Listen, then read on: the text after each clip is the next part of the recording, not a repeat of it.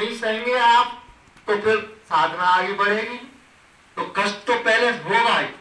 अगर आपके अंदर फोड़ा हो गया है और आप फोड़े के में चीरा लगवाने से डरते रहेंगे तो वो मवाद निकलेगा नहीं, और जब मवाद नहीं निकलेगा तो फिर तो दर्द बनता ही रहेगा।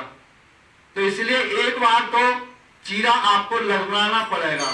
इसी तरह से आपको अगर कमजोरी आ रही है तो कमजोरी का कारण भोजन का अभाव नहीं है, बल्कि आपके अंदर मल का अभाव हो रहा है, इसलिए आपको कमजोरी आ रही है। तो वहां कमजोरी खाने से दूर हुई तो वो आपकी परमानेंट दूर नहीं होगी, बल्कि वो उभार जो था वो दब जाएगा और आपको भ्रम होगा कि हमें भोजन से शक्ति मिल गई। तो इस तप के लिए समझना होगा कि क्या है। तो इसमें जो चल रहा था कि संतुलित आहार ही हमारा तप है। संतुलित आहार के द्वारा हमको अखंड स्वास्थ्य की प्राप्ति होगी, यानी प्रकट होगा अंदर से। तो संतुलित आहार क्या है, मैंने बताया था कि छित जल पावक गगन समीरा पंच तत्व रचित ये अधम शरीरा। तो इसमें जो है 5 तत्वों से निर्मित है। तो 5 तत्व हमारे मिट्टी तत्व जो है वो अनाज और दूध है, और आपका जो है जल तत्व लौकी तोरई टिंडा मूली गाजर टमाटर ये है। वैसे तो 5 तत्व सब में है, लेकिन हर तत्व की एक प्रधानता होती है। तो अनाज और दूध में सारे तत्व हैं, लेकिन मिट्टी तत्व की प्रधानता है। इसी तरह से लौकी तोरई टिंडा इत्यादि में जो है सारे तत्व हैं, लेकिन जल तत्व की प्रधानता है। इसी तरीके से फल के अंदर सारे तत्व हैं, लेकिन अग्नि तत्व की प्रधानता है। और आपका जो है पत्तीदार चीजों में जैसे पालक है, मेथी है, बथुआ है, बेल पत्र है, तुलसी दल है, इनमें वायु तत्व की प्रधानता है। और आकाश तत्व जो है वो न खाना है। 4 तत्व खाने के हैं हमारे, मिट्टी पानी धूप हवा और जो है और आकाश जो है न खाना। तो हमारे भोजन के संतुलन में आकाश तत्व की कमी आ रही है। क्यों? कि आकाश तत्व के विषय में ज्ञान नहीं है समाज में कि आकाश तत्व हमें कैसे प्राप्त हो। और 4 तत्व प्राप्त हो रहे हैं, लेकिन 4 तत्व में भी अज्ञानता ये है कि हम जो है एक तत्व को ज्यादा ले रहे हैं जिसकी सबसे कम आवश्यकता है, और 3 तत्व जो बहुत थोड़ा बहुत ले रहे हैं। तो वही संतुलन बिगड़ करके हमारा समीकरण नहीं बनना, और जो है वो बजाय तत्व बनने के वो जो है मल बन जाता है हमारा। और मल इतना हो जाता है कि हमारे जो 4 अंग परमात्मा ने सफाई के दिए हैं वो अवरुद्ध हो जाते हैं, और अवरुद्ध होकर के उनमें मल रुकने लगता है।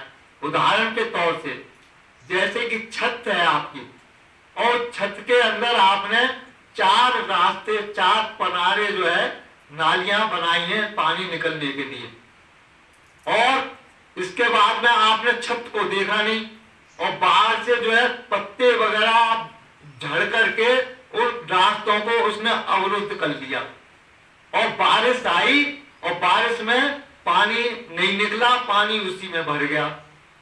अब आप पानी का ये जो है नियम है कि वो अपना रास्ता नीचे की तरफ बनाता है हमेशा। तो जब पानी भरा छत में तो आपने देखा कि पानी वहां से चुरने लगा। उन्होंने कहा यहां से पानी चुरा, और आपने वहां सीमेंट लगा दिया। अब देखा कि पानी ने दूसरी जगह से चुरना शुरू कर दिया, अब आपने वहां सीमेंट लगाई। अब किसी ने कहा कि भाई ये पानी तुम्हारा ऐसे नहीं रुकेगा, ये देखो छत पे तो पानी नहीं भर रहा। हमने जाकर के जब देखा तो देखा अरे वास्तव में जो है पानी भरा हुआ था। अब आपको सीमेंट की लगाने की जरूरत नहीं, केवल उन रास्तों को खोल दीजिए, और जब पानी निकल जाएगा तो आपका पानी बिना सीमेंट लगे ही चूना बंद हो जाएगा।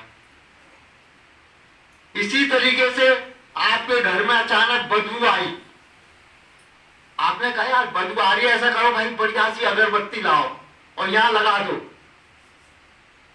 अब अगरबत्ती लगा दी, खुशबू आई जब तक तो बढ़िया, और जैसे ही अगरबत्ती खत्म हुई फिर बदबू आने लगी।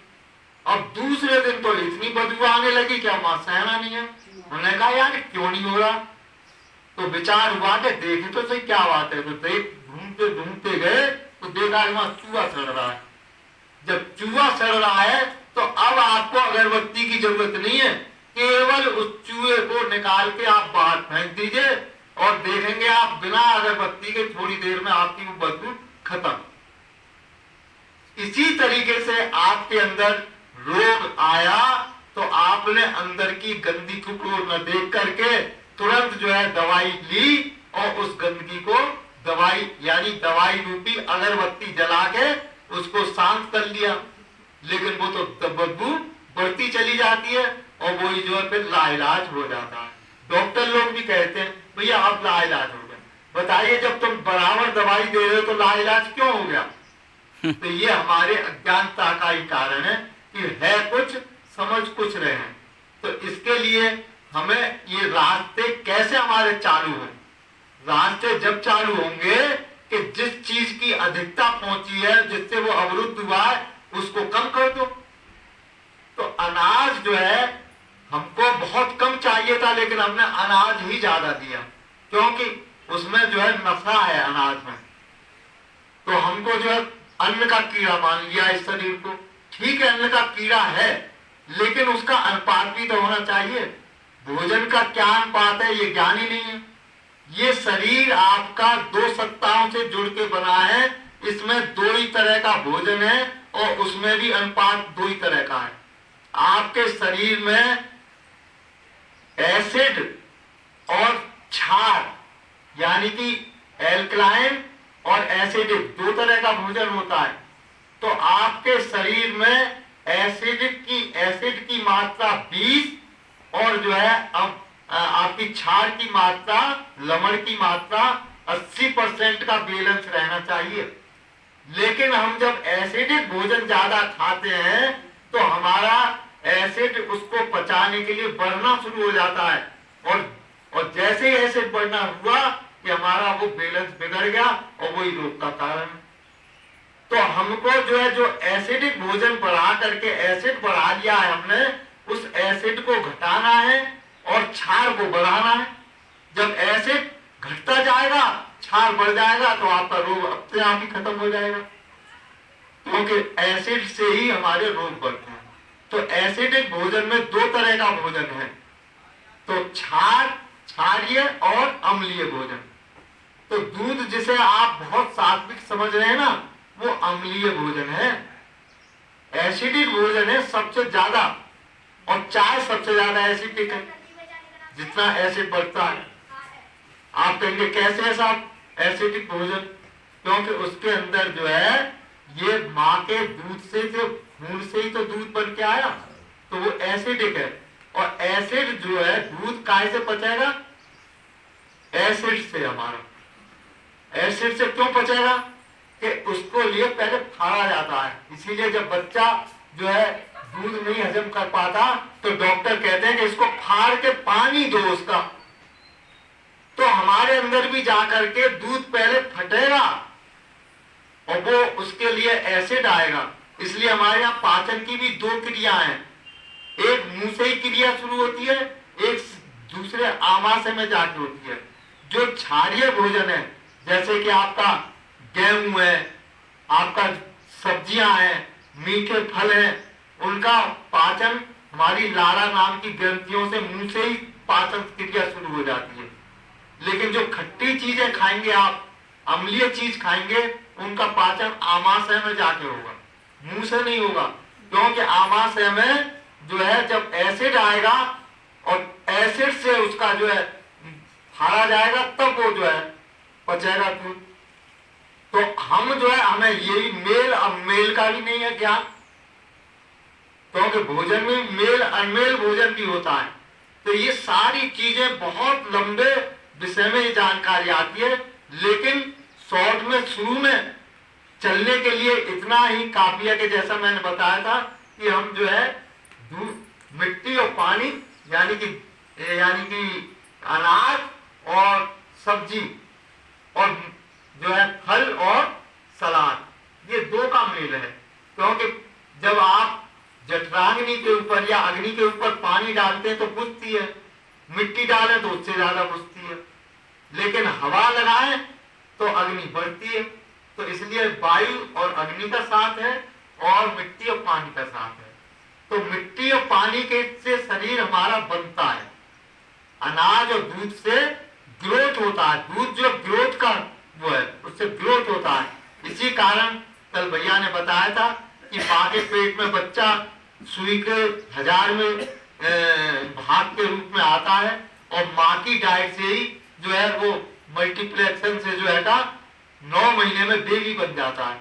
यानी कि वहां केवल कोष बढ़ रहे हैं। लेकिन जब 9 महीने बाद जब बच्चा पैदा होता है तो यहाँ विकास अब 2 तरह से हो रहा है कि कोष बढ़ भी रहे हैं, साथ ही उसके खेलने में, कूदने में, पॉटी करने में कोष टूट भी रहे हैं। तो उनका भी पुनर्निर्माण होना है। तो उसको कई बार माँ की फीडिंग दी जाती है और वो बच्चा बढ़ने लगता है और 1 साल में ही केवल माँ के दूध से वो 1 फुट का हो जाता है। इतनी तेजी से माँ के दूध से बच्चा बढ़ता है। और वही तेजी जब आप गाय के दूध में लेंगे तो उसमें 3 गुनी है। तो बोलिए कि वो हमारा एकदम से विकास करेगा, क्या हम झेल पाएंगे? तो गाय का दूध भी हमारे लिए हानिकारक है। बच्चे के लिए दूध माँ का ही दूध बताया गया है। इसीलिए माँ का दूध 2 साल तक ज्यादातर रहता है, उसके बाद खत्म हो जाता है। तो क्या कोई बीमारी तो नहीं हुई है माँ को? बच्चे को दूध की आवश्यकता ही नहीं है। अब उसको साग सब्जी चावल दाल की आवश्यकता है और 25 साल के बाद में दाल चावल की एक बार आवश्यकता है, एक बार सफाई वाले भोजन की आवश्यकता है। अब ये भोजन का ज्ञान कोई दे ही नहीं रहा, केवल बाहरी सत्ताओं का ज्ञान करते हैं। ठीक इस तरह से जैसे द्रौपदी जी जब वहां से दुशासन गए तो उनको भरोसा था कि वहां तो भीम है, दुशासन है और कहते हैं आपके वो दुशासन सॉरी निकुल है, मेरे पति हैं, धर्मराज हैं, भीष्म पितामह है, क्या कर लेगा मेरे दुशासन? लेकिन जब वो वहां आई तो सारे सहारे टूट गए। जिसकी तरफ देखा वही गर्दन झुकाए हुए, जिसकी तरफ देखा वही नीचे झुका रहा है।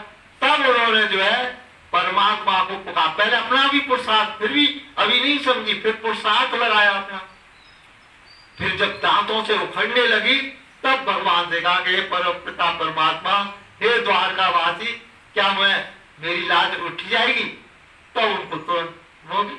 तो हमको अभी भगवान का कहते हैं लेकिन वास्तव में भगवान पे भरोसा है ही नहीं। इसीलिए हमारे जीवन में दुख यही है कि हमारी गलत जानकारी और अधूरी मान्यता ही दुख का कारण है। इसलिए हमको मान्यता और जानकारी को जो है समझना होगा।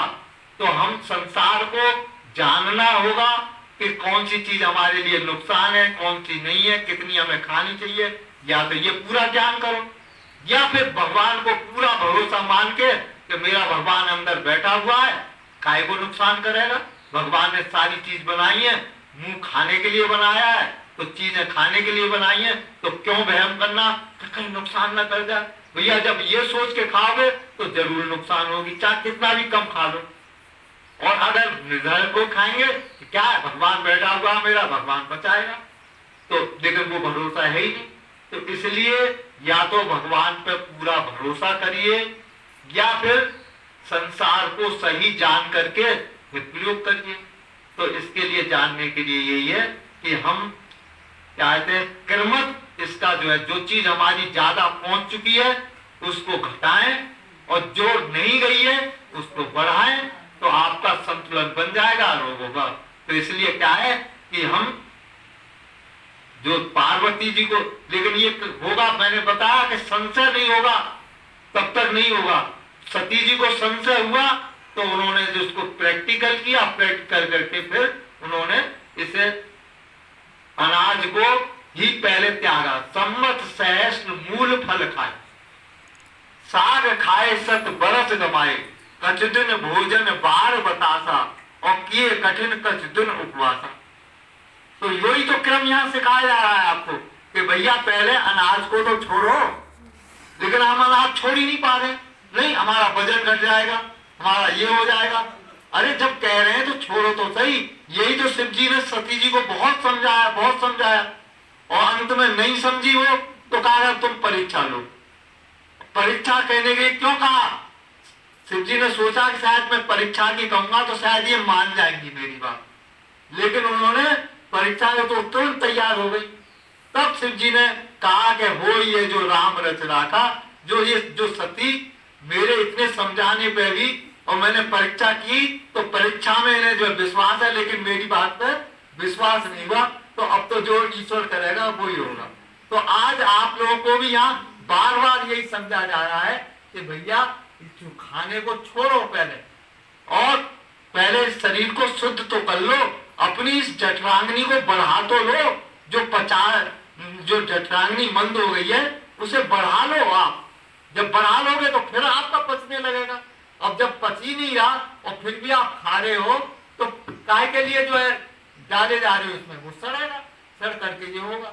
तो इसलिए इसमें क्रम में यही है कि हम पहले अनाज को कम करें, एकदम नहीं कर सकते तो थोड़ा थोड़ा करें। जब 4 रोटी खाते हैं 1 रोटी घटाएं पहले, फिर उसके कुछ दिनों बाद फिर 2 रोटी घटाएं। तो इसलिए सिद्धांत है कि रोटी को आधा करो, रोटी को आधा करो, सब्जी को दूना, और पानी को तिगुना करो, हंसने को चौगुना। बहुत अच्छा द्वारा। हंसना क्या? रोटी को आधा करो, सब्जी को दूना, पानी को तिगुना करो, हंसने को चौगुना। दूसरा सिद्धांत है खाए के पड़ रहो और मार के टर रहो। तो आज उल्टा क्रम हो गया ना हमारा। पहले क्रम था पहले परिश्रम करो, फिर जो है खाओ और फिर विश्राम करो। अब उल्टा हो गया कि पहले खाओ, खाएंगे नहीं तो शरीर कैसे चलेगा, काम कैसे करेंगे, कैलोरी चाहिए। तो पहले खाया और खा करके अब काम करा, और काम के बाद विश्राम की तो किसी को कोई वही नहीं है। शाम को आएंगे तो टीवी देखेंगे रात के 11-12 बजे तक, और फिर सुबह उठेंगे यार शरीर में बॉडी में दर्द हो रहा है, ये भैया क्या होगा जब आपकी बैटरी चार्ज ही नहीं हुई। और बैटरी चार्ज कब होगी? जब आप आंख बंद करेंगे। आपकी बैटरी क्या है? ये मन जो है ये बैटरी है आपकी, और आपका चार्ज कहां से होगा? आत्मा से। अब आत्मा के से कनेक्शन जोड़ेंगे मन का, तभी तो चार्ज होगा। और उसे तो आप बाहर घुमाए हुए हो आंखें खोल के, और मन जो है बाहर जो है इंद्रियों के माध्यम से काम करता है, ये समझ लीजिए।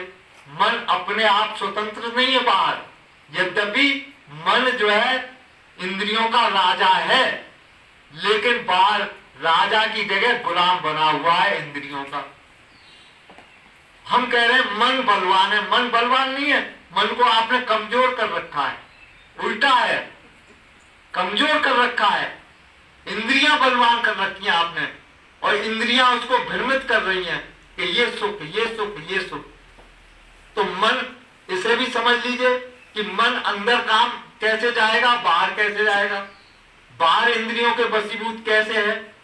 सुबह आप घूमने के लिए गए और आपने देखा कि एक जगह गरम गरम देसी घी की जलेबी बन रही है, और नाक ने सूंघा, खुशबू आ रही है बहुत बढ़िया, और आप इंद्रियों ने ये मन को सूचित किया कि भैया गरम जलेबी बहुत बढ़िया है।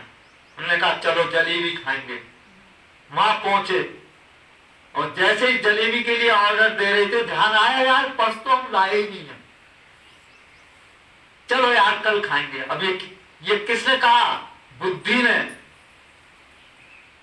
बुद्धि भी एक इंद्रिय है, तो मन की नहीं चली यहां। बुद्धि ने कहा कल खाएंगे यार, पैसा है ही नहीं, कल पैसा लाएंगे खाएंगे। मन मान गया क्योंकि इंद्रियों के वशीभूत है। लेकिन रात में जब मन अंदर होता है, जब सोते हैं आप, तो फिर वहां आपकी नहीं सुनता, वो अपनी चलाता है। आप चाहे जितना संकल्प करके सोएं कि कल हमने स्वप्न में रसगुल्ले खाए थे, आज हम बालूशाही खाएंगे स्वप्न में, आप नहीं खा सकते।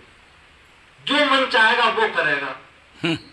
तो अगर उसी मन को हम दिन में जागृत अवस्था में भी अंतर्मुखी बनाना शुरू कर दें, तो धीरे धीरे वो इतनी बैटरी चार्ज कर लेगा कि वो फिर आपकी इंद्रियों की नहीं मानेगा,